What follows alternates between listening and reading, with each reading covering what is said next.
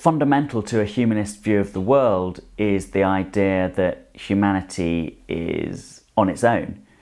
There's no external divine assistance that could help us create a better tomorrow. We have to do that for ourselves. We're here for each other. We have the resources of wider humanity to build on all together as a global population, as a global community.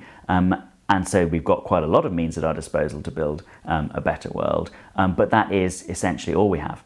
Now, in addition to that idea that humanity is on its own in this endeavour, there's also the important humanist idea that we all only have one chance at life. And that too is an important part of the foundation of a humanist aspiration for a better world. If there is no opportunity in some future life to reach full fulfilment for a person, then that sort of self-realisation, if it's ever going to take place, has to take place in this life. And I think all humanists would feel that they wanted to maximise the possibility of that for every other human being. A number of political ideas or social ideas have recurred in humanist thinking around the question of what sort of society do we want to live in, how do we want to make social progress, what do we want to change about our society that isn't working very well. First, one of the most obvious ideas is this idea of universal human rights. The idea that every single person has a certain baseline dignity and worthiness of respect that needs to be protected by law, because we know from history and unfortunately from atrocities around the world today what can happen if those rights aren't enshrined. So the idea of universal human rights is extremely important, has been extremely important in humanist political thinking.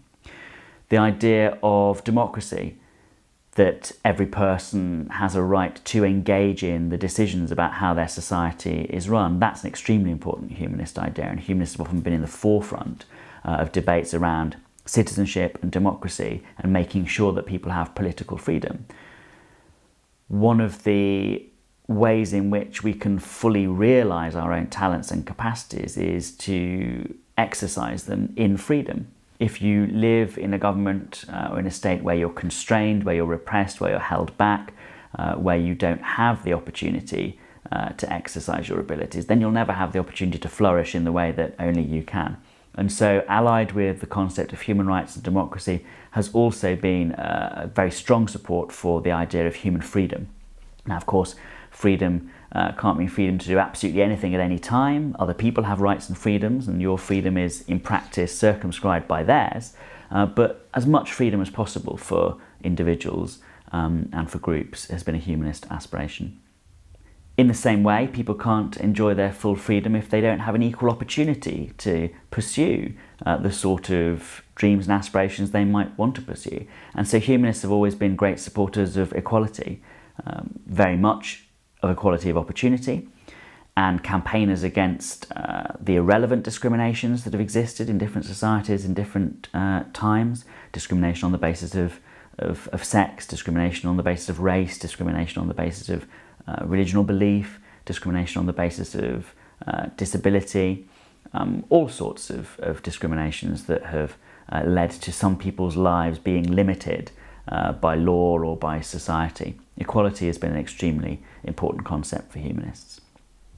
Perhaps one of the most important political concepts that humanists have helped create in the world has been the idea of secularism.